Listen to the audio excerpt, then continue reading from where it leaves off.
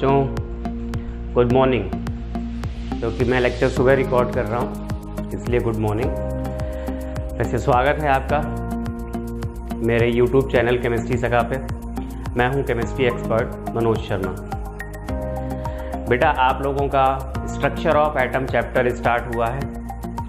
एक video lecture आप लोग देख चुके हैं जिसमें कि आपको क्लासिफिकेशन ऑफ मैटर और डाल्टन्स एटॉमिक थ्योरी बताई गई थी और साथ में डाल्टन्स एटॉमिक थ्योरी के ड्रॉबैक्स भी आपको समझाए गए थे।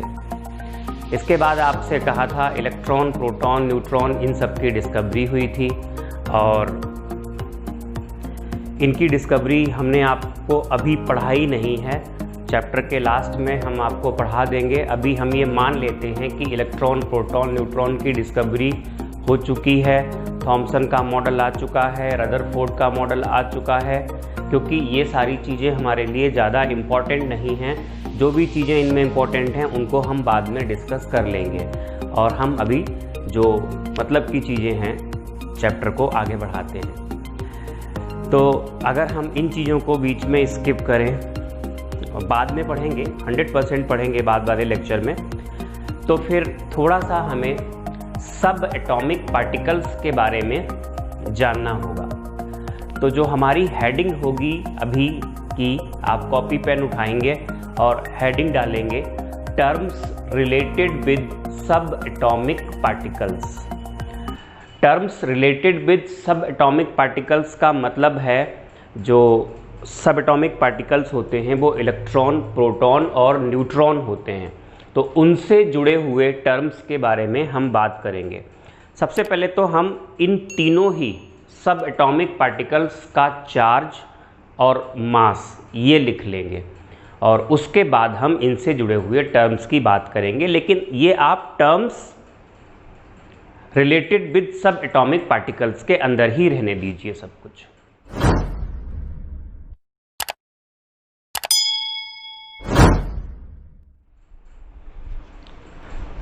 हाँ बेटा, तो बात करते हैं थोड़ा सा सब एटॉमिक पार्टिकल्स के बारे में। सबसे पहले हम बात करेंगे इलेक्ट्रॉन। डिस्कवरी वगैरह के बारे में सब बाद में बताएंगे। बस हम यहाँ पर देखेंगे सिंबल क्या होता है इलेक्ट्रॉन का। तो देखो, सिंबल में एक जनरल चीज़ पहले याद रखो। जब भी हम सिंबल देते हैं किसी एटम का या सब एटॉमिक पार्टिकल का, तो मान लो एटम ये है यहाँ पर, तो यहाँ हमें देना होता है इधर या यहाँ, जो यहाँ पे तो हमें नंबर ऑफ प्रोटॉन्स देना होता है। ये एटॉमिक नंबर बोला जाता है, नंबर ऑफ प्रोटॉन्स। और यहाँ पर हम देते हैं ए का मतलब हुआ प्रोटॉन्स प्लस न्यूट्रॉन्स। तो अगर हम इलेक्ट्रॉन के सिंबल की बात करें तो ई से दिखाते हैं। अब इलेक्ट्रॉन के अंदर प्रोटॉन तो होते नहीं हैं और ऊपर से चार्ज उल्टा होता है। भाई, जितना चार्ज प्रोटॉन पे होता है इलेक्ट्रॉन पे उसका उल्टा होता है।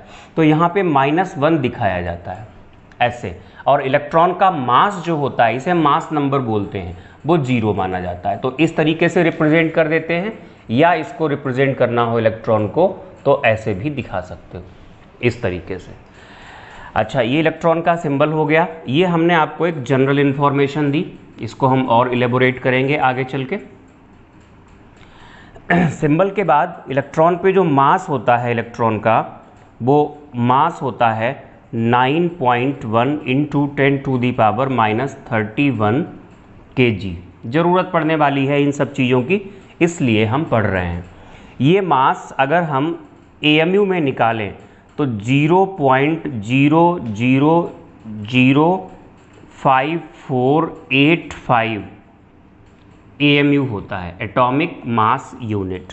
और इलेक्ट्रॉन पर जो चार्ज होता है वो चार्ज की सबसे छोटी वैल्यू मानी गई है -1.602 × 10⁻⁻19 कूलम, या यही होता है 4.8 × 10⁻⁻10 चार्ज की एक यूनिट होती है इलेक्ट्रोस्टैटिक यूनिट, ये उसमें होता है। ये एसआई यूनिट है और ये चार्ज की सीजीएस यूनिट है। तो ये इतना चार्ज होता है सीजीएस सिस्टम में और ये एसआई सिस्टम में होगा माइनस में ही। इसको हम, ये स्मॉलेस्ट वैल्यू ऑफ चार्ज होती है, स्मॉलेस्ट जो प्रैक्टिकली नोन चार्ज है, और इसे हम कहते हैं 1 यूनिट चार्ज। नीचे नहीं जा रहे हैं ज़्यादा, इसी को हम यहाँ पे लिख दे रहे हैं। इसे हम बोलते हैं 1 यूनिट चार्ज। तो ये तो बात हो गई इलेक्ट्रॉन की, क्योंकि जो आगे हम पढ़ने वाले हैं उसमें इन सब चीज़ों की ज़रूरत पड़ने वाली है। अच्छा, ये तो हो गया इलेक्ट्रॉन। बात करें अगर हम प्रोटॉन की, तो प्रोटॉन, चाहो तो एक टर्म आप और जोड़ सकते हो यहाँ पे, discovered by Thomson by cathode ray experiment. Discovered by Thomson by cathode ray experiment, और कैथोड रे एक्सपेरिमेंट को हम लोग अलग से पढ़ लेंगे डिटेल में। प्रोटॉन की अगर बात करोगे तो यहाँ आप लिख सकते हो डिस्कवर्ड बाय, अगर इस पॉइंट को मैच कराएं तो डिस्कवर्ड बाय, डिस्कवर्ड वैसे तो स्टार्ट किसी और ने किया था एक्सपेरिमेंट, गोल्डस्टीन ने स्टार्ट किया था, लेकिन जो क्रेडिट मिला था वो रदरफोर्ड को मिला था। तो आप लिखेंगे discovered by Rutherford by anode rays या कैनाल रेज एक्सपेरिमेंट। आगे कंटिन्यू करते हैं। अगर हमें इसका सिंबल देना पड़े तो सिंबल में बेटा रहेगा ये P, अब ये प्लस में होता है ना, और ये यहाँ पर क्या आएगा 1। देखो नीचे क्या लाना है, नंबर ऑफ प्रोटॉन या चार्ज, वो +1 हो गया, और ऊपर क्या लेना है, proton plus neutron. Of course proton के अंदर एक प्रोटॉन है, तो ये इस तरीके से ये इसका सिंबल हो जाएगा। सिंबल के बाद हम मास की बात अगर करें तो इसका मास इलेक्ट्रॉन के मास से बहुत ज़्यादा होता है, 1.672 इंटू 10⁻⁻27 kg। अगर हम ये 3 पावर्स इसको 1000 से मल्टीप्लाई कर देंगे तो -24 ग्राम हो जाएगा, और ये वैल्यू लगभग बनेगी जाके 1 AMU।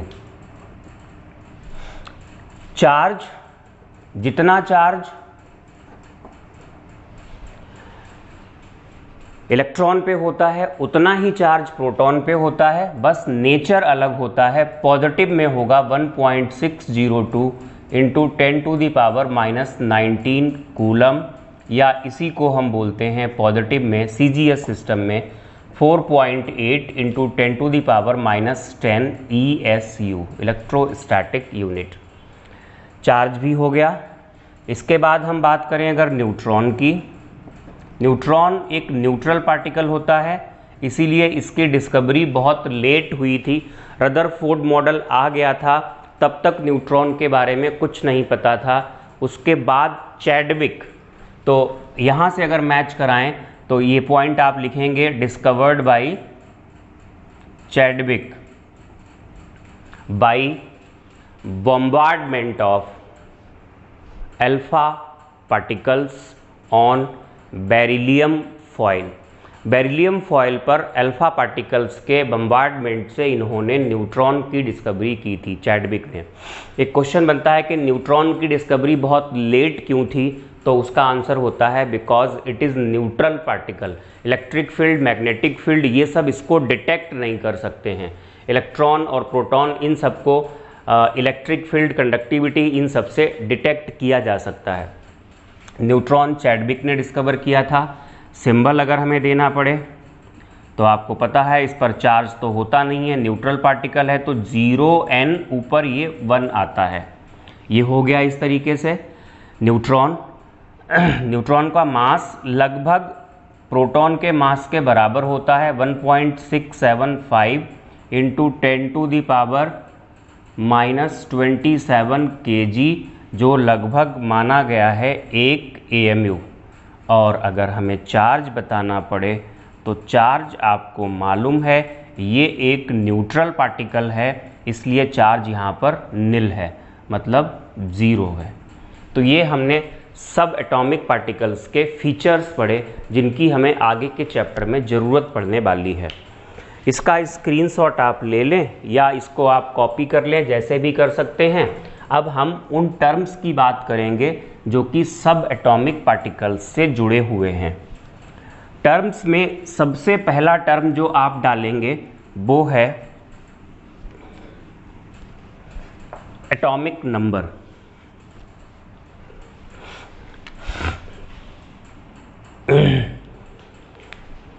एटॉमिक नंबर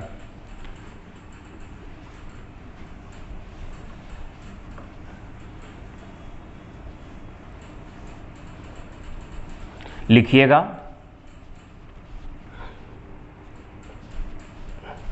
देखिए एटॉमिक नंबर कोई नई चीज़ नहीं है, सब आपका पढ़ा हुआ तो है ही, बस उसको हम रिवाइज कराएंगे और थोड़ा अच्छे लेवल पे ले जाएंगे।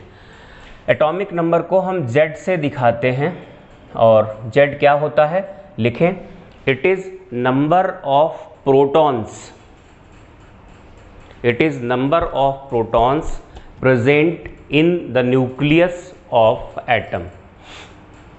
It is number of protons present in the nucleus of atom. तो न्यूक्लियस ऑफ एटम में जो प्रोटॉन्स होते हैं वो नंबर ही एटॉमिक नंबर बोला जाता है। अच्छा, हम सबको पता है कि प्रोटॉन्स का नंबर और इलेक्ट्रॉन्स का नंबर बराबर होता है, protons positive, electrons negative, that's why atom होता है न्यूट्रल।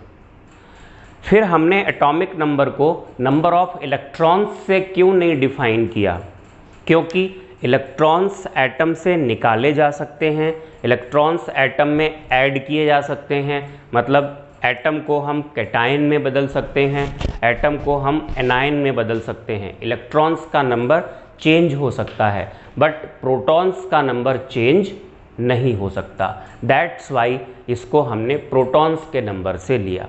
ये एटॉमिक नंबर हो गया Z। तब अगर हम बात करें मास नंबर, मास नंबर को हम दिखाते हैं A से, तो A में लिखिएगा आप मास नंबर में, it is the number of nucleons, it is the number of nucleons, that is number of protons plus number of neutrons, that is number of protons plus number of neutrons. अच्छा बेटा, यहाँ पर अगर बात आई है तो थोड़ा सा डिस्कस करते हैं। मास नंबर और एटॉमिक मास क्या सेम होते हैं? ऑलमोस्ट सेम होते हैं, बट दोनों अलग अलग हैं। एटॉमिक मास अलग है, मास नंबर अलग है। मास नंबर प्रोटॉन्स और न्यूट्रॉन्स के नंबर्स का सम होता है, जबकि एटॉमिक मास का मतलब हुआ मास ऑफ एटम। जो मास होता है प्रोटॉन और न्यूट्रॉन का वो एक AMU एग्जैक्टली नहीं होता है। तो जो मास निकाला जाता है किसी एटम का, उसमें mass of protons plus mass of neutrons plus mass of electrons आना चाहिए। मास ऑफ इलेक्ट्रॉन्स को इग्नोर किया जाता है तो प्रोटॉन्स और न्यूट्रॉन्स के मासेस आने चाहिए, जो कि एग्जैक्टली एक AMU नहीं होता है, एक प्रोटॉन या एक न्यूट्रॉन का मास। इसके अलावा एक और चीज़ यहाँ इन्वॉल्व होती है, that is called mass defect. तो इन सारी चीज़ों को मिला के मास नंबर एटॉमिक मास बनता है। हालांकि एटॉमिक मास मास नंबर के बिल्कुल आसपास ही होता है, बट दोनों सेम नहीं हैं। और रेडियो एक्टिविटी जो होता है वहाँ पे पढ़ाया जाता है इसको कि कैसे क्या बनाया जाता है इसको, एटॉमिक मास को। एक चीज़ जो हम आपको यहाँ पे मोटे तौर पे बता सकते हैं वो ये है कि मास नंबर हमेशा होल नंबर में होगा और एटॉमिक मास जो होता है वो फ्रैक्शन यानी होल नंबर ज़रूरी नहीं है होल नंबर में हो, डेसिमल्स में भी आ सकता है। तो ये होता है, अलग है थोड़ा सा, लेकिन जनरली हम लोग यहाँ पर एटॉमिक मास और मास नंबर को सेम मान करके यूज़ करेंगे। तो ये हो गया। तो दो टर्म्स आपने पढ़ लिए, कौन कौन से? दो टर्म्स हमने पढ़े, एक तो एटॉमिक नंबर और एक मास नंबर। ये हो गया। रिप्रेजेंटेशन की जब हमने बात की थी तो रिप्रेजेंटेशन में अगर किसी भी एटम को रिप्रेजेंट करें तो रिप्रेजेंटेशन में बेटा ये एटम है अगर X, तो हमने कहा था यहाँ पर Z दिखाया जाएगा, यहाँ पर A दिखाया जाएगा, या ऐसे भी ले लो, Z यहाँ A यहाँ, राइट। या फिर ये रिप्रेजेंटेशन भी सही है, हम क्या करें, हम ये X नाम का एटम लें और डैश लगा के केवल A दिखा दें, ये वैलिड है। लेकिन हम अगर ऐसा करें कि ये केवल Z दिखा दें, ये रिप्रेजेंटेशन वैलिड नहीं है। क्यों नहीं वैलिड है, मैं आपको बताऊंगा अभी जब आपको आइसोटोप्स पढ़ाऊंगा। तो ये फिलहाल रिप्रेजेंटेशन में ये चीज़ आप नोट करेंगे, ऐसे रिप्रेजेंट करते हैं और फिर टर्म्स को आगे बढ़ाते हैं। पहला टर्म हो गया एटॉमिक नंबर, दूसरा टर्म हो गया मास नंबर, तीसरा टर्म है आइसोटोप्स।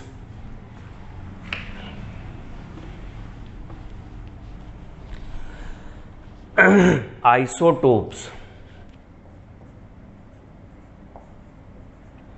देखिए, पहले डेफिनेशन आप लिखिए आइसोटोप्स क्या है। वैसे आपका पढ़ा हुआ होता है, लेकिन हम आपको एग्जैक्ट वर्ड्स में डेफिनेशन लिखाएंगे। आइसोटोप्स क्या होता है, लिखें atoms of same element, atoms of same element having different mass numbers, having different mass numbers are isotopes। देखिए कई लोग क्या कहते हैं, atoms having same atomic number different mass number. गलत नहीं है, लेकिन ज़्यादा सही भी नहीं है, क्योंकि अगर हमने ये कह दिया एटम्स ऑफ सेम एलिमेंट, एक तो ये बात बिल्कुल कहने में अच्छी लगती है, और सेम एलिमेंट कहते ही एटॉमिक नंबर ऑटोमेटिकली सेम हो जाता है, क्योंकि atomic number is fundamental property of element. Atomic number कभी भी एक एलिमेंट के एटम्स चाहे जितने टाइप के हों, एटॉमिक नंबर सबका सेम होगा, और दो अलग अलग एलिमेंट्स का एटॉमिक नंबर कभी सेम होता नहीं है। तो एलिमेंट को जैसे कहना चाहिए कि ये वाला एलिमेंट है, नहीं यही है पक्का, तो ये पक्का करने के लिए जो सबूत होता है वो क्या होता है, वो नंबर ऑफ प्रोटॉन्स यानी एटॉमिक नंबर होता है। अगर नंबर ऑफ प्रोटॉन्स वो है तो एलिमेंट भी वही माना जाएगा, राइट। तो डेफिनेशन क्या आएगी आइसोटोप्स की, atoms of same element having different mass numbers are called isotopes. तो देखिएगा बहुत सारे एग्जाम्पल्स हैं, दिए नहीं जा सकते, इतने सारे एग्जाम्पल्स हैं, एक दो तो हम आपको देंगे ही। जैसे 1H1 हाइड्रोजन के 3 आइसोटोप होते हैं, इसको हम प्रोटियम बोलते हैं। 1H2 या इसको नॉर्मली कैपिटल D से दिखाया जाता है, ये ड्यूटीरियम होता है।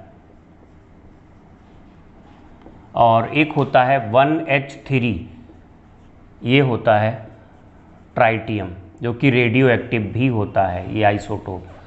बेटा एटॉमिक नंबर तो सब में एक जैसा रहेगा ही, मास नंबर जो अलग अलग आ रहे हैं वो क्यों अलग आ रहे हैं, क्योंकि यहाँ न्यूट्रॉन 0 होते हैं, यहाँ न्यूट्रॉन 1 होता है, यहाँ न्यूट्रॉन 2 होते हैं।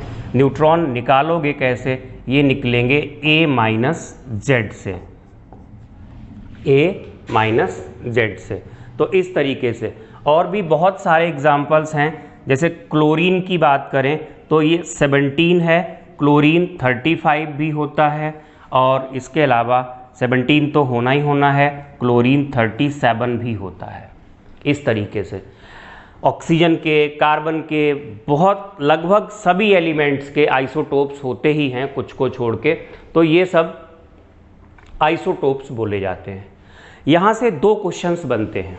पहला क्वेश्चन आप लिखेंगे, अभी अभी उसकी बात भी हुई थी। क्वेश्चन है पहला, लिखें representation of element only with mass number is valid. Representation of element only with mass number is valid, but only with atomic number is not valid. Why? मतलब अगर आप यहाँ पर क्वेश्चन ये है कि अगर हम एक एलिमेंट x लें और केवल मास नंबर दिखाएं तो ये सही माना जाता है, और केवल एटॉमिक नंबर दिखाएं तो ये सही नहीं माना जाता है। ठीक है बेटा, तो क्यों ऐसा? बहुत सीधा सा रीज़न है। अगर हमने ये कह दिया कार्बन C और यहाँ लिख दिया C12, तो कार्बन के 3 आइसोटोप होते हैं, C12, C13 और C14। ये 3 आइसोटोप होते हैं। C12 लिखते ही सारी चीज़ें स्पेसिफाई हो गई। भाई कार्बन है तो ये तो पक्का है एटॉमिक नंबर 6 होगा ही होगा, राइट? एटॉमिक नंबर तो एलिमेंट की कैरेक्टरिस्टिक प्रॉपर्टी है, एटॉमिक नंबर तो सिंबल से ही पता लग जाएगा। भाई C आपने लिखा, C से ही पता लग गया एटॉमिक नंबर कितना होगा, 6 होगा।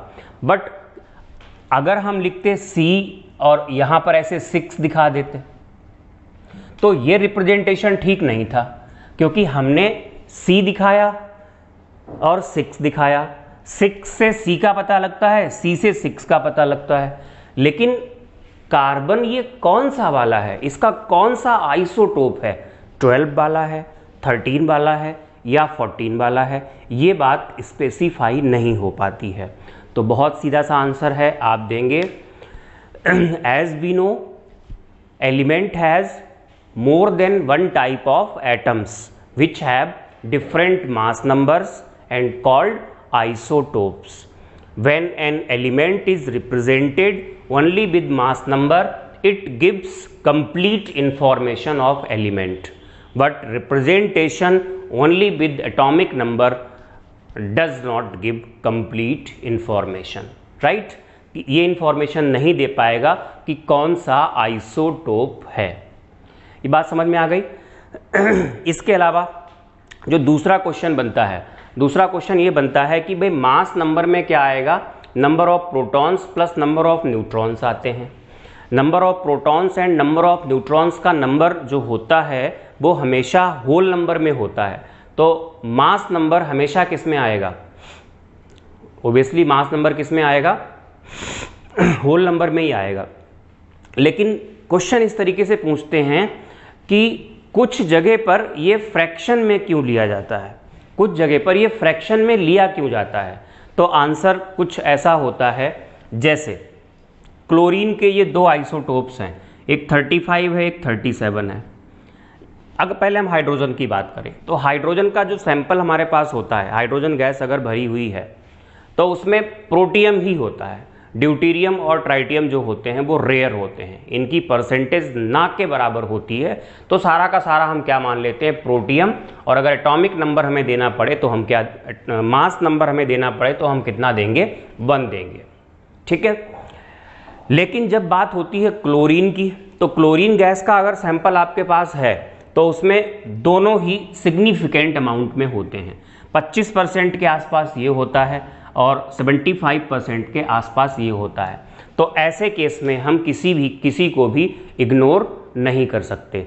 उल्टा बोल दिया हमने, 75% के आसपास ये होता है, 74 पॉइंट समथिंग करके होता है, और 25% के आसपास ये होता है। तो ऐसे केस में अगर हमें क्लोरीन का एटॉमिक मास या मास नंबर देना पड़े तो हम कैसे निकालेंगे, ये 25% अगर है तो 25 इंटू क्या आएगा, 35 प्लस ये कितना है 75% है, तो इंटू क्या करेंगे 37 अपॉन क्या आएगा 100, तब यहाँ पर ये इसका एटॉमिक मास या मास नंबर निकल के आएगा।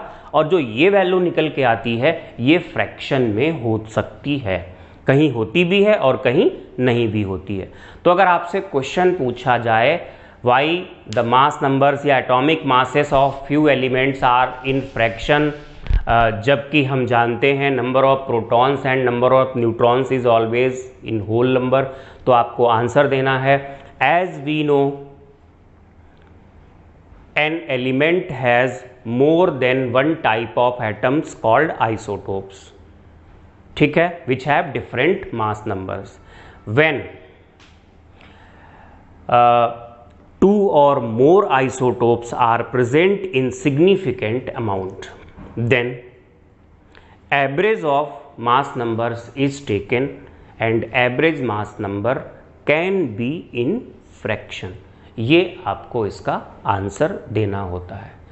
तो फिर से बात करते हैं, हम पढ़ क्या रहे हैं? हम पढ़ रहे हैं टर्म्स रिलेटेड विद सब atomic particles, electron, proton, neutron, तीनों के मास, चार्ज, सिंबल, इन सब की जानकारी ले ली हम लोगों ने। और उसके बाद एटॉमिक नंबर पढ़ लिया, मास नंबर पढ़ लिया, और नेक्स्ट हेडिंग जो हम लोगों ने पढ़ी वो आइसोटोप पढ़ी। आइसोटोप से कुछ अच्छे क्वेश्चंस भी हम लोगों ने पढ़े। अगली हेडिंग जो हमारी होगी वो होगी आइसोबार्स।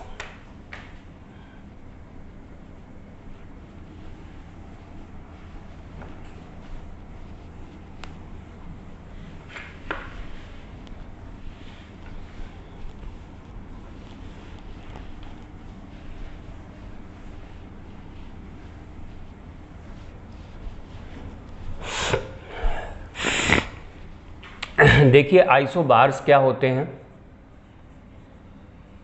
यहाँ एटॉमिक नंबर अलग होगा और मास नंबर सेम होगा, और एटॉमिक नंबर अलग होते ही एलिमेंट अलग हो जाएगा।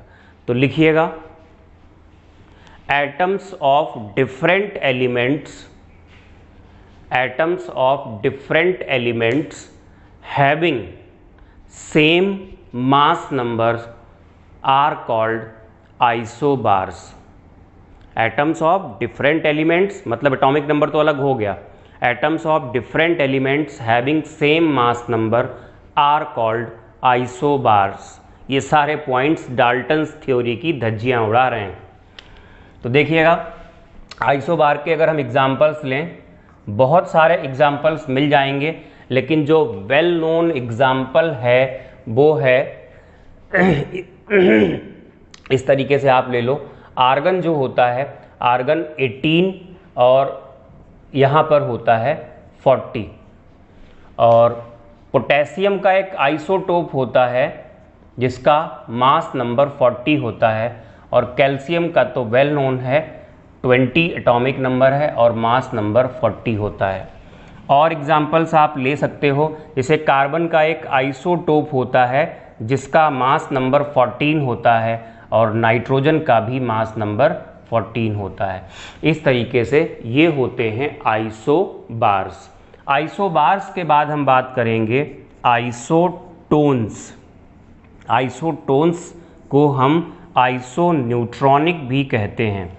वैसे भी आइसो वर्ड का मतलब ही होता है सेम, और यहाँ से ही पता लग जाएगा कि आइसोन्यूट्रॉनिक का मतलब क्या है। आइसोन्यूट्रॉनिक मतलब सेम न्यूट्रॉन्स। तो लिखिएगा, atoms of different elements having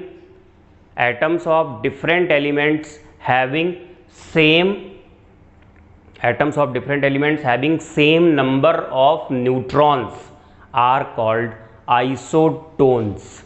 example हम लेते हैं बेटा, 14 सिलिकन और यहाँ होता है 30।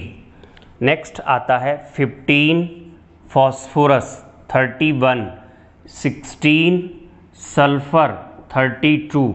अगर हम न्यूट्रॉन्स निकालेंगे तो न्यूट्रॉन्स होते हैं A-P या A-Z, जो भी लिखें, दिस माइनस दिस वन, तो कितने होंगे 16, this minus this one 16, this minus this one 16। तो ये सब क्या हैं? आइसोटोन्स हैं। और भी बहुत सारे टर्म्स होते हैं, चलो एक लिख ही लो, isoelectronic species. Next heading is isoelectronic. तो आइसो इलेक्ट्रॉनिक का मतलब लिखिएगा, the species having same number of electrons are isoelectronic.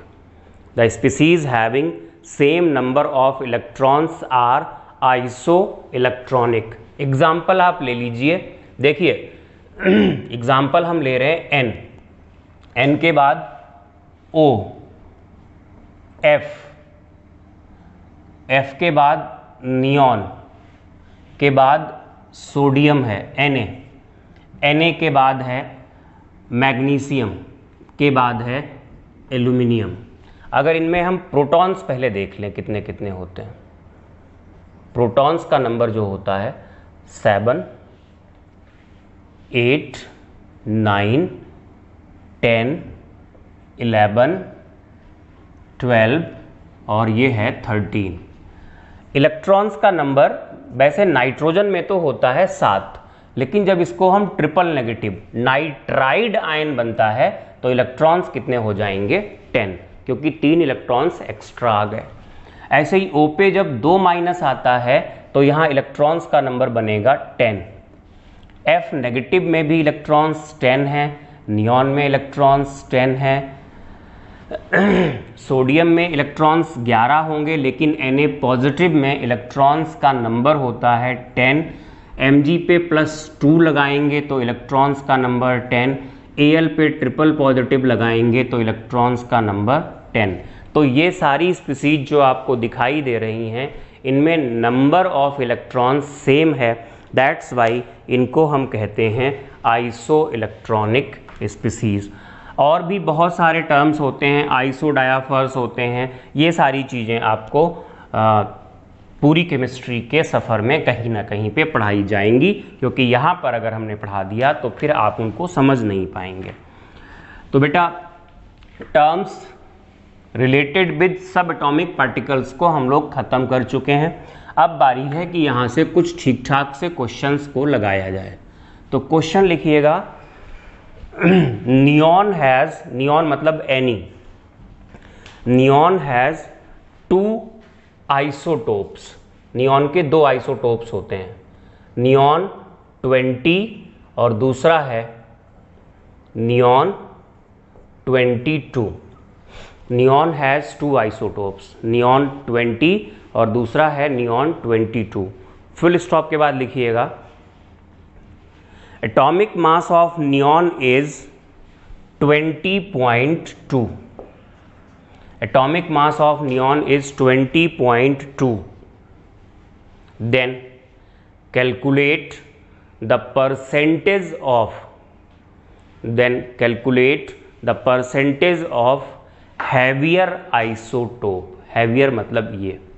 तो आप वीडियो पॉज करें और क्वेश्चन को खुद से सॉल्व करने की कोशिश करें, उसके बाद आप हमारे साथ जुड़ें। तो बताया ही था कि जब एक से ज़्यादा आइसोटोप्स होते हैं तो हमें अगर मास नंबर या एटॉमिक मास लेना पड़े तो हम एवरेज लेते हैं। तो एवरेज भाई कैसे लिया जाएगा, 2 चीज़ें हैं। तो अगर हम इसको x% मान लें तो ये कितना हो जाएगा, ये 100 - x% हो जाएगा। अब एवरेज जो निकाला जाएगा, जो भी एवरेज आता है निकल के, कितना आया एवरेज यहाँ निकल के 20.2। ये कैसे निकल के आया होगा, x × 20 + 100 - x × 22, नीचे आएगा 100। तो 20.2 = 20x प्लस ये हो जाएगा 2200 - 22x, और नीचे वाला जो 100 है इससे अगर इसको हम मल्टीप्लाई कर दें तो ये यहाँ पर बनेगा जाके इस तरीके से। अब आप चेक करिए, इसको और इसको देखेंगे तो माइनस का 2x, तो 2020 - 2x = बन रहा है 2200। यहाँ से हम अगर 2x फाइंड करेंगे तो 2200 - 2020, यानी ये हो जाएगा 180, यानी x की वैल्यू होगी 90%। तो जो लाइटर वाला आइसोटोप है वो कितना है, वो 90% है। और आपसे जो परसेंटेज पूछी है वो किसकी पूछी है, हैवियर आइसोटोप की। तो परसेंटेज ऑफ हैवियर आइसोटोप जो आपका आंसर होगा वो हो जाएगी यहाँ से = 100 - 90, दैट इज़ कितना आएगा 10%। That will be the answer. एक क्वेश्चन यहाँ से और लगाते हैं, फिर इस टॉपिक को हम बंद कर देते हैं। तो ये देख लीजिएगा आप, मेरे ख्याल से लगभग सभी लोगों ने सही निकाला होगा। हम आपको एक टेबल दे रहे हैं, बस आपको उस टेबल को कंप्लीट करना है, थोड़ा सा दिमाग घुमाना है, ज़्यादा कुछ करना नहीं है।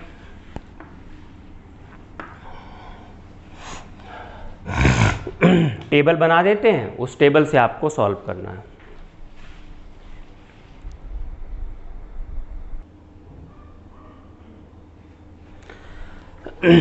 देखो बेटा, ये टेबल है, तो कुछ चीज़ें दी हुई हैं और कुछ चीज़ों की जगह पे डैश लगा हुआ है जो कि आपको फाइंड करनी है। ऐसा नहीं है कि आपको जब एटॉमिक नंबर या मास नंबर पता होगा तभी आप कर पाओगे।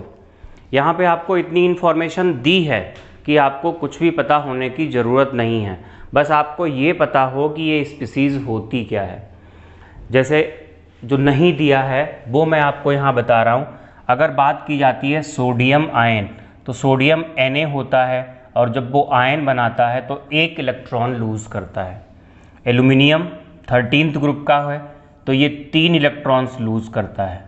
क्लोराइड, आइड है, इलेक्ट्रॉन गेन किया है, और Cl 1 इलेक्ट्रॉन गेन करता है। आखिरी शेल में 7 होते हैं, 1 गेन करता है।